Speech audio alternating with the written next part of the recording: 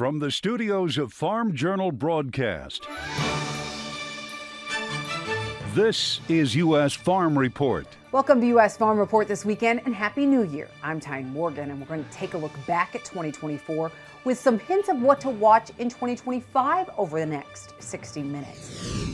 Well, cattle prices soared to new highs in 2024, but it's not all sunshine for cattle producers. This inflation's killing us all.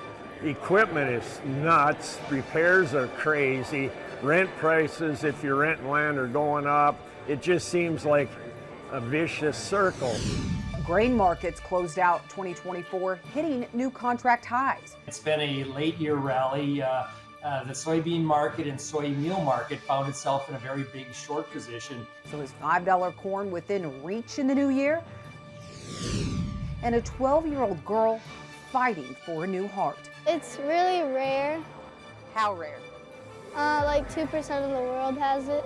We have an update to one of our most popular stories from 2024.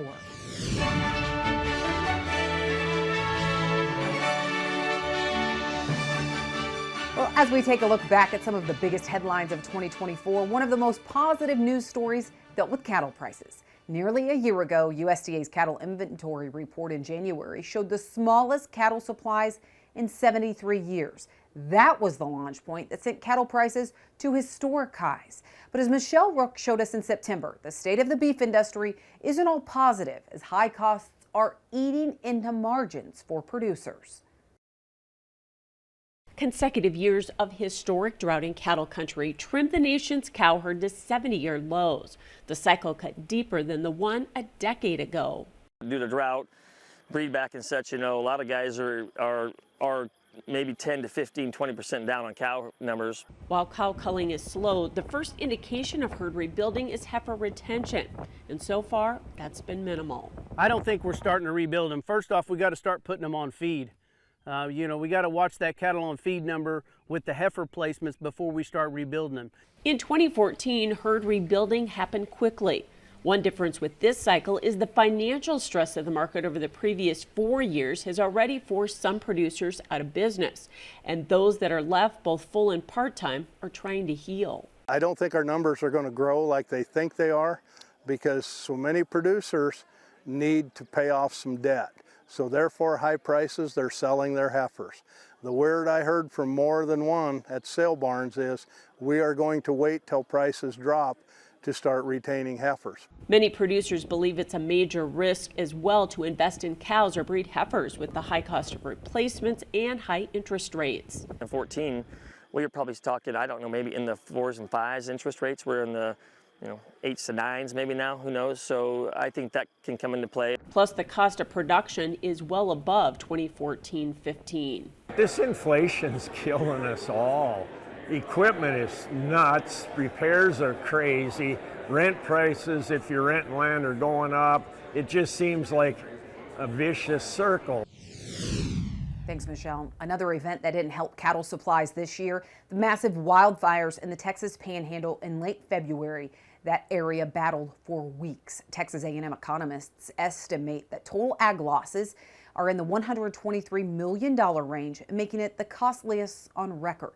More than 1.2 million acres burned in the fires, and the death losses for cattle totaled more than 12,000 head. Texas Farm Bureau took us to ground zero back in March, speaking to two ranchers who battled and survived Texas's largest wildfire. Did what we could to suck those cows around kind of into the black, before those winds changed a little bit. When it changed, we went to opening gates and hope for the best. That thing went so fast, there's just not a whole lot you can do. I mean, the way we timed it, it hit about 15 to 20 miles in about 20 minutes. It's the first time that we personally have lost any livestock. What we've lost for certain, the number of deads were just right over 200 head of cows. The calves, we found about 85 to 90 dead, because we're right in the middle of calving season. Well, another costly and deadly storm, Hurricane Helene. We'll look at the major weather events that shaped 2024 next. U.S. Farm Report is brought to you by Pioneer, Advanced genetics and rigorous local testing combine to make Pioneer brand corn the leader in the industry. For game-changing yields and a winning season, your best year starts with Pioneer. U.S. Farm Report weather is brought to you by H&S Manufacturing. With models ranging from 1,200 to 4,200 gallon capacity and right side discharge, the Top Shot manure spreaders spread like no other. Learn more at the H&S website. Well, we're keeping an eye on the polar vortex to start 2025. Areas of the country are bracing for monster snowfall amounts, some ice, and bitter cold temperatures to start January. But 2024 had no shortage of weather events that rattled the country. According to NOAA, there were 24 weather-related catastrophes that caused $1 billion or more in damage this past year. That included the freezing temps and ice that spurred power outages in the Northwest, tornado outbreaks that shook the central U.S., and 5 major hurricanes. While 2024 didn't surpass the record catastrophic weather event set in 2023, one of the most devastating storms was Hurricane Helene. As those in the southeast work to recover and clean up from the hurricane, North Carolina Farm Bureau talked to one producer who says he had never seen damage of this magnitude on his farm.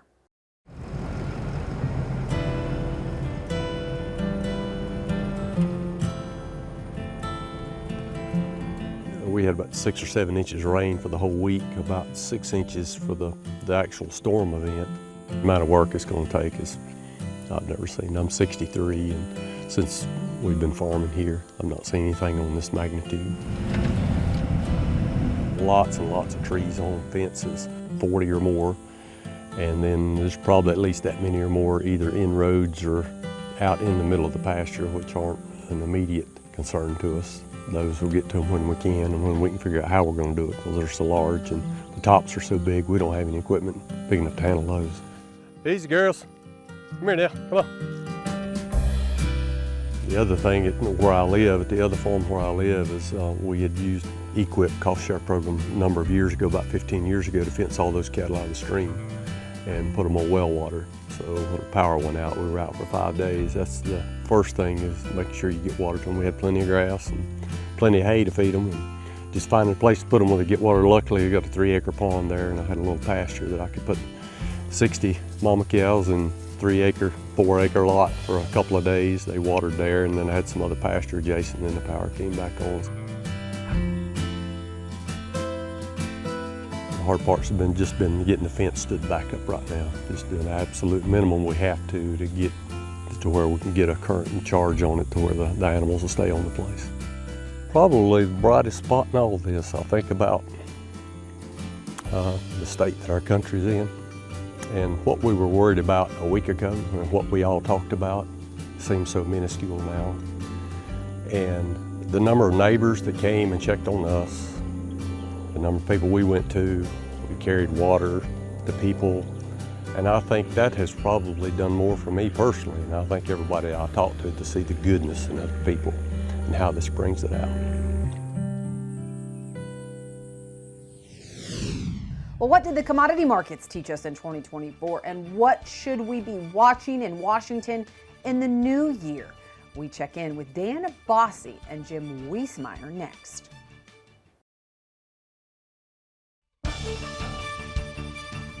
Welcome back to U.S. Farm Report this weekend as we look back at 2024 and a little bit ahead in 2025 in our markets. We have Dan Bossy and Jim Wiesmeyer to look at both markets and policy. Dan, I will start with you, because to end 2024 and start 2025, man, did we see some fireworks in these grain markets. What has been fueling the prices as of late? Yeah, no, really, Tyne, it's been a late year rally. The soybean market and soy meal market found itself in a very big short position. And then for the first time, looking backwards all the way to October, let's say the first week of October, South American crop weather was not as good as it could be. So we started to see crops either stabilizing or going down. That caused a rally in holiday thin trade. And here we are today. So the question is how high can we go ahead of the USDA report on the 10th? And then can the USDA report give us a little lift after that? But I'm kind of telling farmers that between now and the middle of January, you need to be looking at some sales. Okay. And I know several market analysts and economists, yourself included, said do not sleep on this market as we head into the holidays. That's when we could see some price action. But do you think we will see corn hit $5, Dan? I don't. I think maybe you can go another 10 cents higher, something like that. A lot will depend on the USDA report on the 10th, where maybe ear weights come down a little bit. But other than that, I think as we get beyond the USDA report, we start seeing export demand slow down for U.S. corn. We start seeing China, which has still not come to the market in terms of a buyer. And to me, it's difficult to get the market much above, let's say, 465 on March corn futures. Well, looking at commodity prices, there is some hope that we'll see grain prices go higher for some producers who are looking at very poor margins for 2024 as they closed out the year, and then even worse prospects possibly for 2025 for some. So as you look at, Jim, the American Relief Act and the $10 billion possibly in direct payments, that seems to be a big takeaway of 2024 and that getting passed. What do farmers need to know? Well, it's a cash infusion for sure. And Southern Ag Today, Joe Outlaw and Bart Fisher had, I think, a very good recommendation for farmers and their bankers to just factor in about 85% of some of these projected payments that you've seen from Paul Neiffer, from FAPRI, and others, because we really don't know until USDA announces those rates. But it is needed in many states because of a cash flow drain. Jim, at the end of 2024, we learned these farm state lawmakers have a loud voice. I mean, they were adamant. We are not going to see a continuing resolution unless we pass this relief for farmers. And they did. So what do you think this means as we head into 2025? Could this be a signal that we will get a farm bill early in the year? Well, that's their goal. But remember, all the farm state lawmakers had leverage late last year because it was on a must-pass bill, the continuing resolution. So they had the muscle there. The farm bill will need a bipartisan support because you're going to have more than a few Republicans vote against it just because they do. So I think the farm state lawmakers will have clout, but it's going to have merit on its own, has to have merit on its own. G.T. Thompson, House Ag Committee Chairman, wants to do it the first quarter of this year. That looks pretty optimistic to me. Dan, as we look back at 2024, what did we learn when it comes to the commodity markets, and how can we use that to our advantage in 2025? Yeah, the one thing I would learn about 2024 is that the U.S. dollar matters. As the U.S. dollar declines, it gives countries, other producers away from the United States advantages. This morning, the Russian ruble's at 115, the Brazilian real is at 621. This is simulating production around the world outside of the United States. And I think that's something that we really need to understand and learn going forward. Our margins are bad in the United States, but Brazilian farmers, Russian farmers are still making money and willing to expand. So I don't have that supply lever to pull it back. And I think that's going to be very important as we look towards the year. The other thing we learned is that China doesn't always come. I mean, the Chinese really have slowed down their corn and wheat imports this past year. I think that's important for next year. On soybeans, they'll tap on the brakes. We think it's probably closer to 100 million metric tons versus USDA's 109. And with that in mind, I don't have a demand driver that really keeps markets heading higher for long periods of time outside of weather scares. Well, what do we need to watch politically, not only around the world, but also here in Washington? Plus, what are some possible surprises out of USDA's big crop production report that we will see next week? We'll talk about that all right after the break.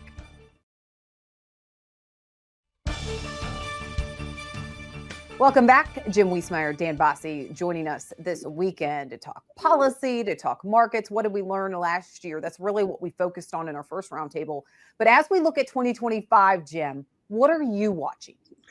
Well, I'll say that farmers and traders are going to have to look for a future WASDE report that will have to factor in the impact of the coming Trump tariffs. Now, I don't know what month that's going to be, but that's going to be very interesting to see how the WASDE analysts have to factor in the impacts, negative. I doubt if it's positive. I'd like to have Dan comment on that. Dan, what do you think? When will USDA factor that in, and when? I agree with Jim. I think it is going to be negative. And my idea is it would be somewhere in the March, April timeframe. Those are the two WASDEs we're really targeting. for maybe that to be included. But, I think we can plan on it. I think it's going to be adverse to U.S. agriculture. The only good news is maybe Trump bucks come our way and we head to the mailbox more frequently to find out what's in it. But other than that, I do think we need to be looking ahead and thinking about marketing opportunities before we get to the inauguration. Jim, is there anything globally that scares you at this point? What, China? You have to watch because they're flexing their muscles, but they have a relatively weak for them economy. So I think that's part of their problem in their import side. So China, not only from a market aspect, but geopolitical stance, and Taiwan and all that. Of course, and you're looking around the world with all the terrorists. So that's always of concern. But relative to the energy policy will also be very key. When we ever get the more detailed 45Z, sustainable aviation fuel regs, we're going to have to pencil any bottom line impacts on the soybean sector and perhaps the corn sector. Yeah, what is taking so long on that, Jim? Well, you've got Treasury and IRS and Energy and USDA involved, and basically I want to be fair to the outgoing USDA Secretary Tom Vilsack. He has fought, from what I can understand, behind the scenes to get a better reading on corn-based ethanol. I don't think he's been successful at this stage, so I think that's why you haven't seen an announcement. Okay, Dan, shifting gears, we will see an update to supply and demand next week from USDA. The January report typically can be a big one. What are some potential surprises that you want farmers to watch out for? And just really, what do they need to be watching in this next report? Yeah, no, it's a very important report. It's the most important report of the winter. So key will be U.S. Corn and soybean production and whether or not we follow the trend from November and cut ear weights and pod weights just a little more because of that late season dryness. Other than that, my mind goes to China in terms of maybe cutting back on some of their imports of soybeans, continuing to cut imports of corn and wheat. I think that'll happen. And then how big is big in terms of the Brazilian soybean crop? I mean, numbers privately are now moving up towards 171 to 175. Will U.S. follow suit? And what does that mean to our export profile as we look forward to later this year? Dan, we already looked at cattle prices on the show a little bit, and just 2024, that was a bright spot. We have seen some strength again as of late to close out 2024. Do you think cattle prices can continue to make new highs in the new year? I do. I'm looking for a high. I think we can get about $200 a pound in a live weight. So I just see the market going higher. We're still going to be tight. We get an inventory report coming up, which is going to show us that we didn't expand very quickly. So I think as you step back from the cattle and feeder cattle market, higher prices are ahead. That doesn't mean there's not going to be a lot of volatility. There will be at these high levels, but nonetheless, it is the bullish, bright lights of agriculture today, which is proteins, and the cattle market is kind of highlighting and heading that charge. Jim, Dan, I appreciate you guys being on it this weekend. We need to take a quick break, and then we're checking in with Machinery Pete.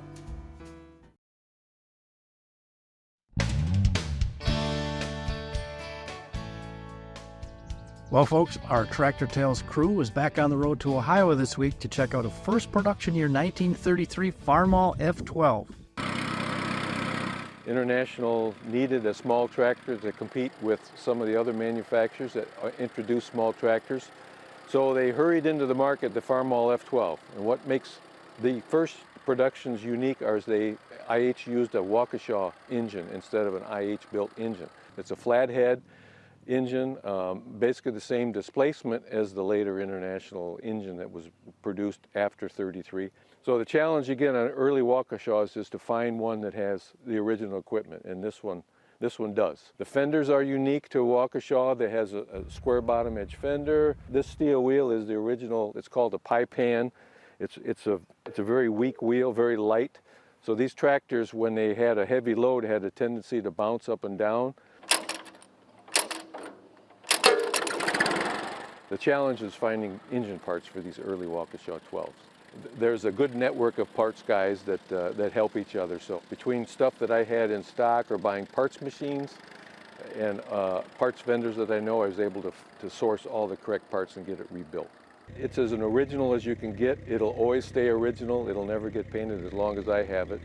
You know, 30 years ago, a a collector would have taken this tractor and sandblasted it and painted it, and it would look like a new one. But again, you cannot recreate an original patina tractor. It's just impossible. So this is as original as you can get, and as long as I have it, it's going to stay this way. Well, still to come, the push for more solar projects this past year sent leasing rates soaring. We look back at just how much. Plus, avian flu marked a first in dairies, and a 12-year-old girl captured our hearts as she still waits for a new heart of her own. We revisit Love for Lexi later as we look back at 2024 this weekend. You're watching U.S. Farm Report.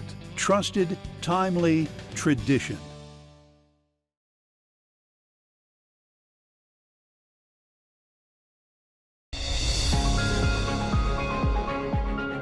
Resilient. That's how you can describe farmland values in 2024. While there were some signs of a slowdown at the end of the year, farmland prices continued to post records in some places last year. But what maybe was even more surprising were the rates some solar companies were willing to pay farmers to lease their ground for solar projects. And as we showed you in July, the push for more solar energy projects across the U.S. started to intersect with agriculture as farmland has become a key target for projects in the Midwest. And that created some eye-popping rates. Lush green fields, corn already pollinating across the U.S. A mid-season checkup on corn shows the potential for a monster crop. And even with crumbling commodity prices, land values are actually holding steady. Buyer demand is still very strong. There's a huge appetite for agriculture land, whether that's from farmer operators or whether that's from investors. And so those are the factors when you're looking at it from the landowner's perspective that are going to help sustain values. Farmers National Company's real estate division covers 29 states. Paul Shadig, Senior VP of Real Estate, says demand remains strong, but there's also less land coming up for sale. Across the industry, we're finding that there's anywhere from 20 to 25% less land listings available. Land values may have plateaued for now, but Shadig warns if corn prices remain below $4, a decline in land values could be on the horizon next year. We're kind of almost at a tipping point. I think we could see that land market retract pretty significant. First, we're going to see it in less demand. More than commodity prices, higher interest rates, and the pain from inflation is also working against land values right now. But one area that's beefing up competition is the growth of solar leasing on farmland. Todd Jansen is an ag lawyer based in Indiana. He says solar leasing started in the Hoosier State 5 years ago, but today it's gaining traction and some controversy. One of the common themes is that these are really long-term leases, so farmers are used to 1 to maybe 5 year cash rent leases, and these are 20, 30, 40 years. So they're really a generational decision that needs to be made. Jansen has looked at numerous leasing contracts for landowners, and the rates are all over the board. The lowest I've ever seen is $500 an acre, and that was really low. It's normally, I would say, anywhere from $1,000 to $2,000 in that range per acre per year over the life of 20 plus years. Purdue University's latest Ag Economy Barometer showed 16% of respondents say they discussed leasing farmland for solar energy within the last 6 months. And as for rates, 69% said the rates they were offered was $1,000 per acre or more, up from 27% who responded that way a year prior. And 27% of respondents in the latest barometer say they were offered a rate of $1,500 per acre or more. But in Illinois, farmers are reporting eye-popping offers. One farmer near Morton, Illinois, sent us this unsolicited letter that he received. The company offered a rate of $3,200 to $4,500 per acre, plus another $1,000 if the farmer signed a letter of intent, along with $3,000 upon signing the cash lease. The push for solar on farmland is creating attractive prices for farmland owners across the U.S., but at anywhere from $500 to $4,000 per acre, it's also causing concern about what it could do to cash rents and land values in those areas. I think that's one of the surprises is that we used to see it was a lot of landowners who weren't really in farming anymore. But anymore, we also see a lot of farmers who just think, let's take 100 acres and put it into solar so that we can diversify our income stream. There's no doubt the push to find farmland for solar could be a game changer. Some for the better, but others for the worse. But for now, one thing is apparent, the race is on. I had an industry expert say, within the next 3 to 5 years, if it's going to be leased, it's going to be leased. If it's not, it's not. And if incentives don't stay in the market, it'll get stopped dead in its tracks. So that'll be the big player there. Well, one outbreak that shook up the livestock industry here in the U.S. as well as around the globe is avian flu. We'll take a look at that story next. Well, we broke the news on AgWeb in late March, a mystery illness that was impacting dairy herds in the Texas Panhandle, New Mexico, and Kansas had a diagnosis, highly pathogenic avian influenza. And USDA confirmed genetic sequencing revealed it was the same strain of HPAI that's been in the U.S. for 2 years. But it marked the first time the disease was in dairy cattle. That outbreak has now grown, impacting dairy cattle in 16 states. The latest state to see widespread outbreaks is California. But as Michelle Rook told us back in June, the outbreak still left the industry puzzled with a number of questions as H5N1 continued to spread. The percentage of dairy cows that have died from H5N1 is small. However, animal health officials in South Dakota confirm a 1,700 head dairy called a dozen animals that didn't recover from the virus and another dozen that contracted secondary infections after the flu weakened their immune system. Some herds have been reporting that, and that's resulted in some culling or maybe even some death losses in some cases.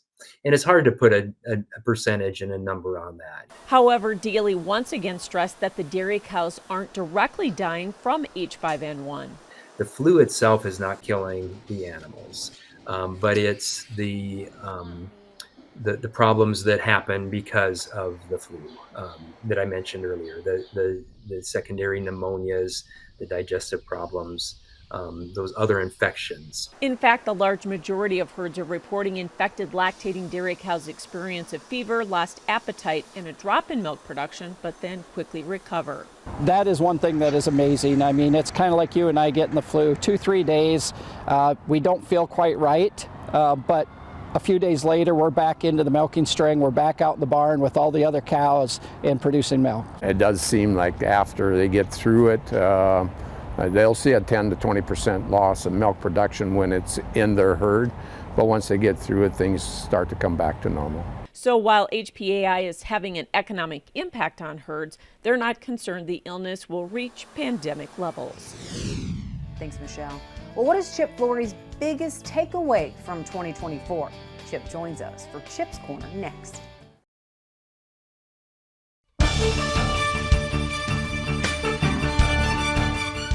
Welcome back to this weekend Chip's Corner. Chip, Happy New Year.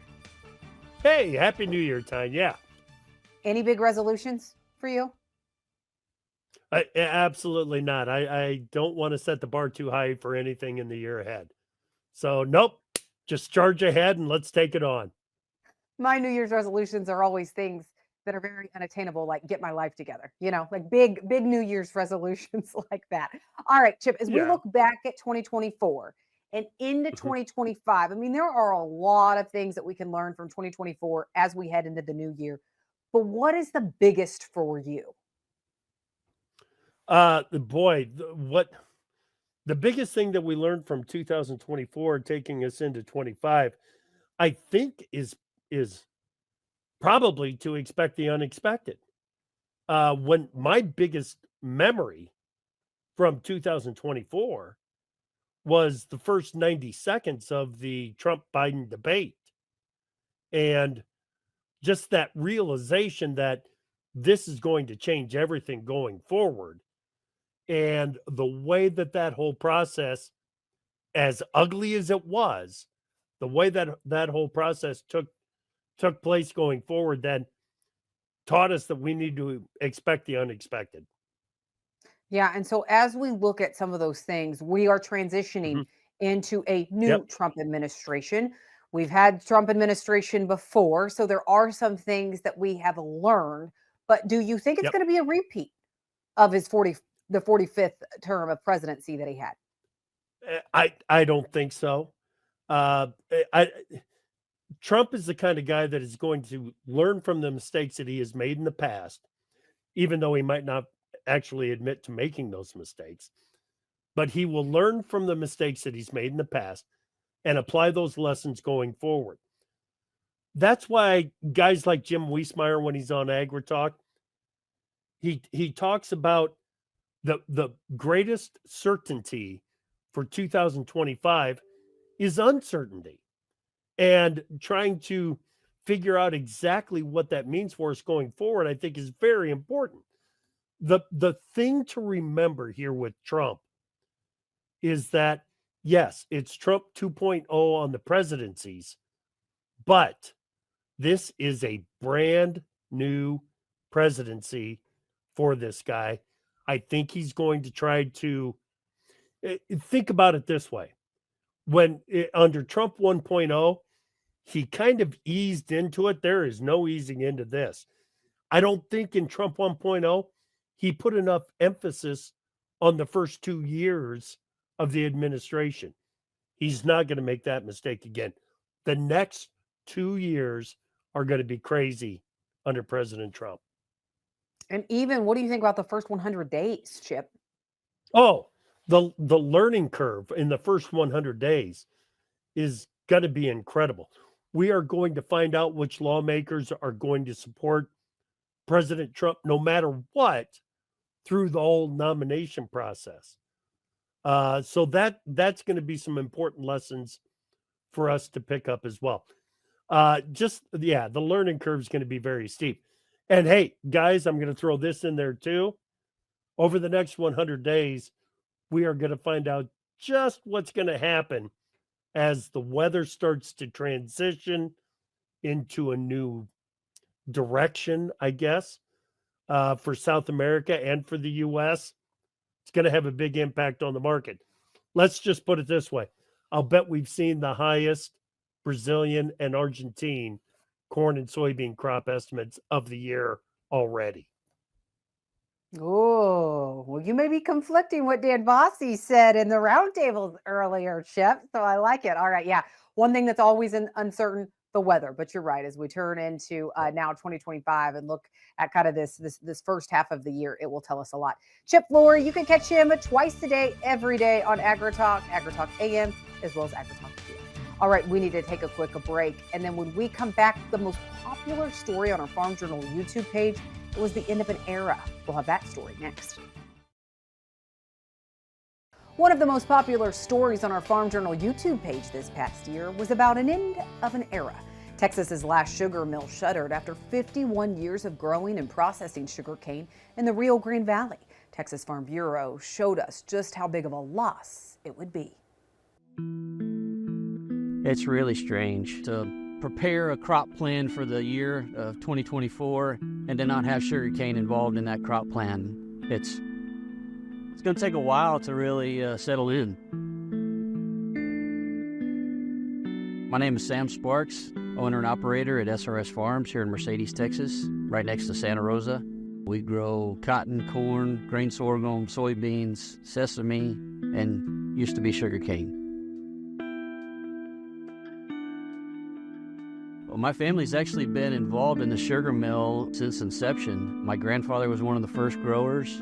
I guess that was back in 71, 72. He grew cane. My father grew cane. I grew cane. It's the only sugar producing region in the state of Texas. We have the ability to grow sugar productively. Our biggest issue is it requires irrigation water. We have a treaty that was formed in 1944 with Mexico to where they get a portion of the water that comes down the Rio Grande River along with the United States. Over the years, they've built up multiple dams and have been collecting water and not giving the United States the water that is in the treaty. With a shortage of irrigation water, that's where we're at today and why they've decided that we're going to have to cease operations at the mill. The mill has about 90 growers. It's a co-op, and I'm one of the growers. I'm Tudor Yulehorn. I'm chairman of the board of Rio Grande Valley Sugar Growers. We have been the only sugarcane mill since 1974. This was our 51st season that we just completed, which will be our last. Normally, this warehouse would still be full of sugar, but as you can see, it's completely empty, and we've shipped all the sugar. That's the last of the Rio Grande Valley sugar that there will be. It's really, really sad. I've thought about it a lot.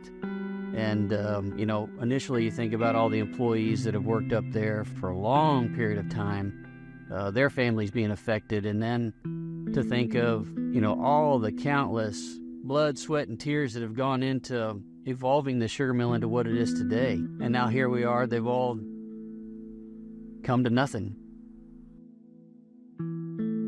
The guys who were around at day one, when they first started talking about building this mill here, my goodness, really hard for them to understand why the United States won't do something as far as not only Mexico holding the water that they owe the United States, but also stealing water. There's a lot of water theft out of the Rio Grande River the United States is not doing anything about. We're being good stewards of the water that's coming down the Rio Grande River. Why don't they enforce Mexico to do the same? I would say sugarcane is the very first of many. The citrus industry would be next, and then all of our vegetables that we grow. We grow lots of different varieties of vegetables and greens that require irrigation water on a regular basis. And if we don't have the irrigation water to supply those crops, we just can't grow them. And so it's desperate times right now in the Rio Grande Valley. Thanks to Texas Farm Bureau for sharing that. Well, when we come back, a 12-year-old girl waiting on a new heart. It's a story we first told you about in October, and we have an update next.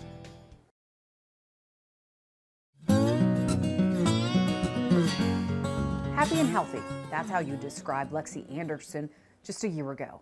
An avid dairy showwoman, horse lover, and sports fanatic, Lexi captured our hearts in October. And as we share this weekend, it's Lexi's own heart that needs saving. Lexi Anderson looks like a typical 12-year-old kid, a sixth grader full of life and so much spunk. How long have you been coming to World Dairy Days? 12 years. So your whole life? Yeah. But Lexi's life took a dramatic turn nearly 10 months ago. So in December of 2023, she started feeling dizzy on the basketball court.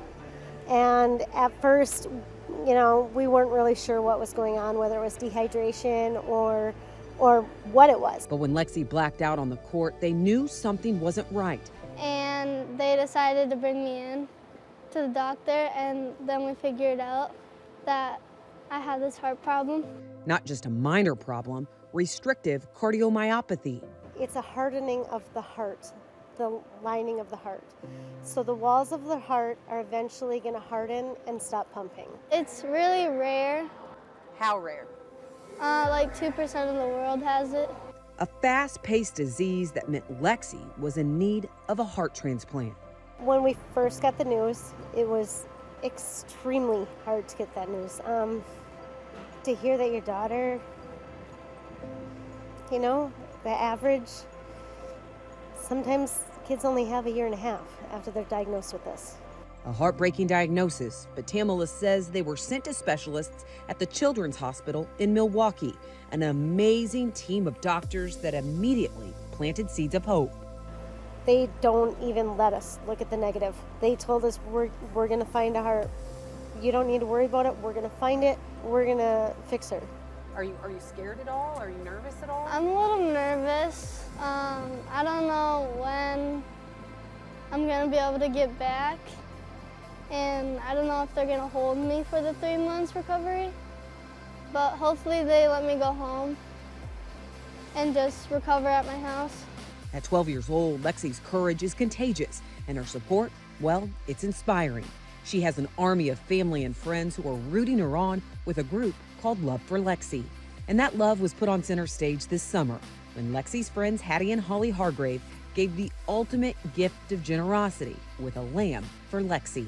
We went to a county fair and I was showing sheep, and I didn't make sale, and one of my friends did, and it raised over $27,000, and she gave it to me for the benefit. It was absolutely amazing.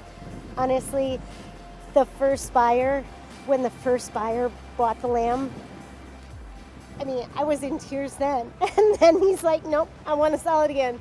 And he gave it back, and they sold it again. And I mean, it sold 4 times. Lexi, that's $27,000 that your friend raised for you. I mean, how loved do you feel?